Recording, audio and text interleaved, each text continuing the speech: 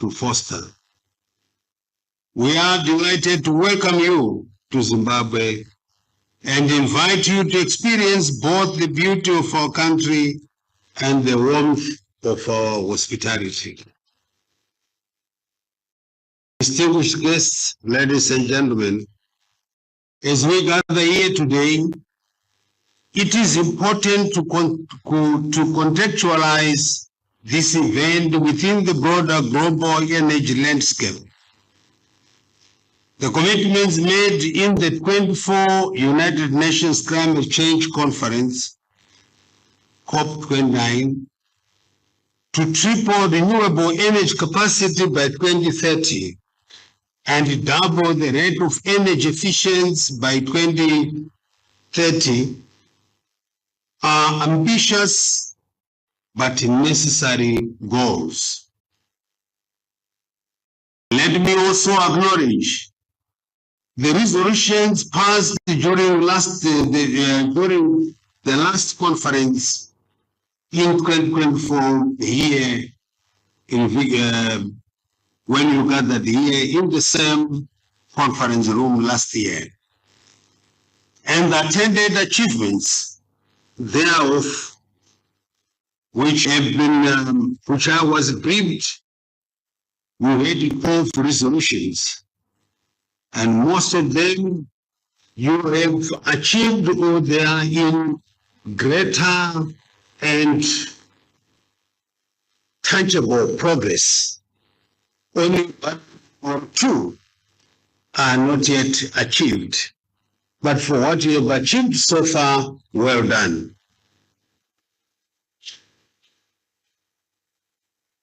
I want to hasten here to say one area that in resolutions was to deal with the storage capacity of the energy so produced. This is a critical area that of transitioning to sustainable energy systems. Critical sectors such as mining, agriculture, for operational stability. Therefore, investing in renewable energy such as solar, wind, and hydropower will not only ensure a stable energy supply, but also foster economic productivity. Zimbabwe is already making significant strides towards these goals.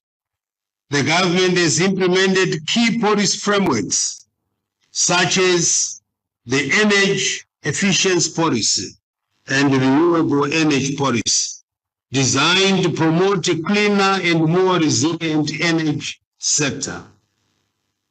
We are looking to address challenges related to cost competitiveness, policy uncertainty, and infrastructure development, which are critical to achieving a just and equitable energy transition. As the region, Southern Africa faces common energy challenges, share an opportunity for collective action. By pooling resources and enhancing cross-border energy trading, enhance regional energy security, reduce costs, and leverage our collective strength. One example of such cooperation is the Southern Africa Power Pool, SAP, which facilitates electricity trading across member states. Furthermore, efforts are underway to interconnect the SAP and the East African Power Pool, creating new avenues for regional collaboration in energy supply and distribution. Ladies and gentlemen, in Zimbabwe, the national electricity access rate stands at 62%, with rural areas experiencing access levels as low as 20%. This disparity presents both a significant challenge and an opportunity for rapid improvement. The government has already embarked on several transformative renewable energy projects, including large-scale solar farms and wind energy initiatives. Our target is to achieve 2,100 megawatts of installed renewable energy capacity by 2030. This goal aligns with Sustainable Development Goal 7, which seeks to ensure universal access to affordable, reliable, and sustainable energy. These efforts not only serve as a model for other nations in the region, but also position Zimbabwe as a regional leader in renewable energy development. Ladies and gentlemen, you might want to know that we have now a policy in place for the rural development, industrialization and rural development. That we establish the development of projects, the necessary infrastructure where the people are. But for that to happen, we need the greatest enabler, which is energy. This is an area where you can go and do your projects. And the government, as government, we will give you our full support. To support this transition, the government has introduced various incentives to attract private sector investment, including tax holidays and duty exemptions, as outlined in the National Renewable Energy Policy of 2019.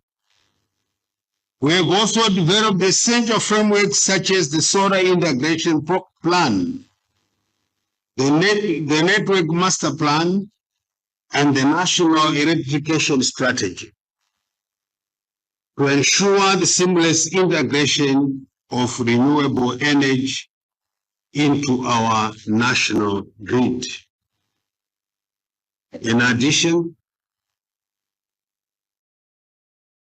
these initiatives, I am proud to announce the launch of Zimbabwe's energy efficiency policy during this conference. This policy aims to optimize the use of existing energy resources, reduce wastes, and promote sustainable practices across the economy.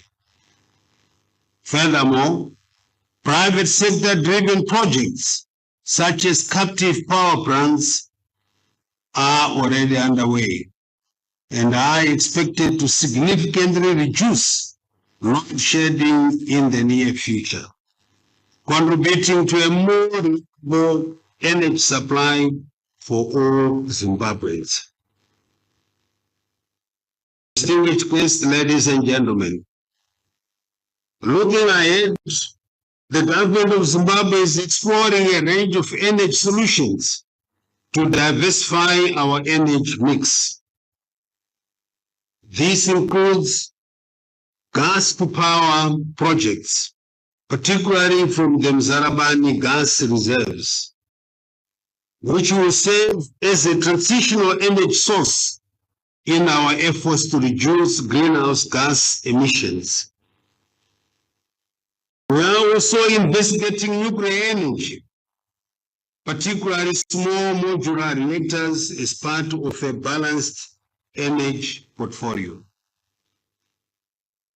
Our commitment to capacity building for engineers, scientists, and practitioners will ensure we have technical expertise to support these emerging technologies. the local level, we are promoting waste-to-energy projects, such as the Geopomona project in Harare, which seeks to address both climate change and urban sanitation challenges. We encourage other municipalities, both in Zimbabwe and the wider region, to adopt similar initiatives. Moreover, Zimbabwe holds the largest reserves of lithium in Africa and ranks 5th globally. We are prioritizing the value addition of energy transition minerals such as manganese, nickel, copper, cobalt, and lithium, which would drive the production of locally manufactured energy technologies. These efforts are critical to reducing energy costs and ensuring that we maximize the value of our natural resources. Ladies and gentlemen, over the years, the country has registered significant investment in the production of coke, a product used as input in the local and export market in metallurgical processes such as steel plants. It is important to note that that production of coke produces an important byproduct known as coke over gas. However, as a country, we have not been efficient enough to tap into the full value chain of this process, as the coke over gas has been flared into the atmosphere, presenting negative environmental impacts. As government, we believe that our hanging fruits in addressing our challenges is for coke producers to strategically invest in the conversion of this waste gas as fuel for power generation, allow self-supply when excess can be supplied to the national grid. Furthermore, further opportunities exist in the application of the gas for boiler frame support in existing thermal power stations within the vicinity of the coke operations. We are very encouraged by companies such as Dilson Iron and Steel in Manise, who are constructing a water heat recovery co-generation 20 megawatts power plant. In the same vein, Wangen Zongjin Hell has licensed the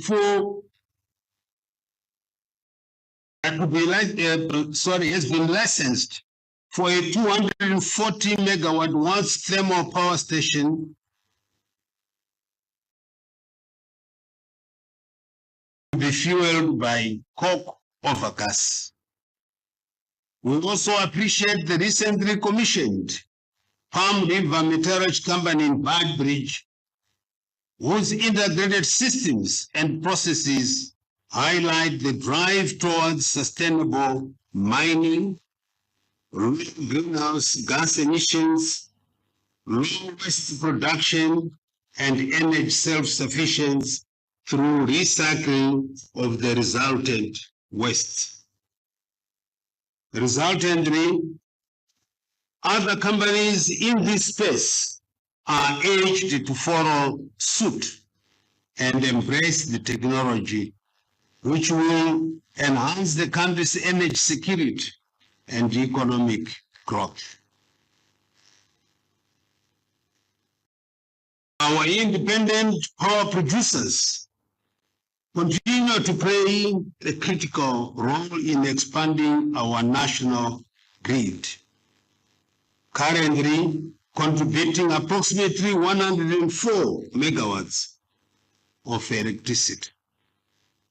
As government, we remain committed to further facilitate the growth of independent power producers by creating a more enabling environment, increasing investor confidence, and accelerating the implementation of licensed projects.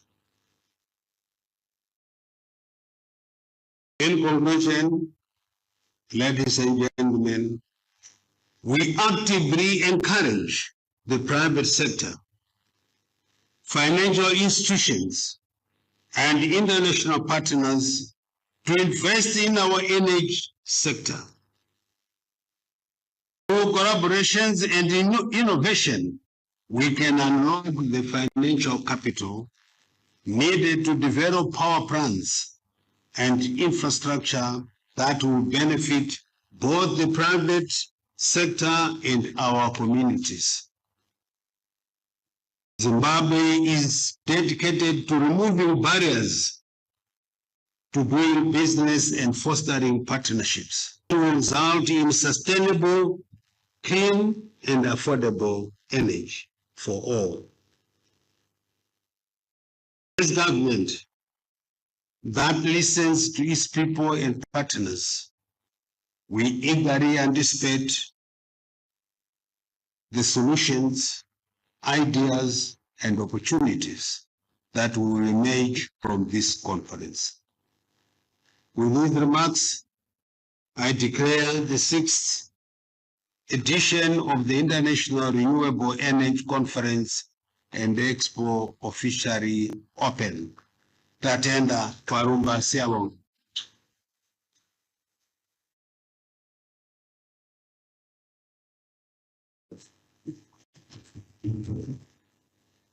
Another round of applause for our expert owner.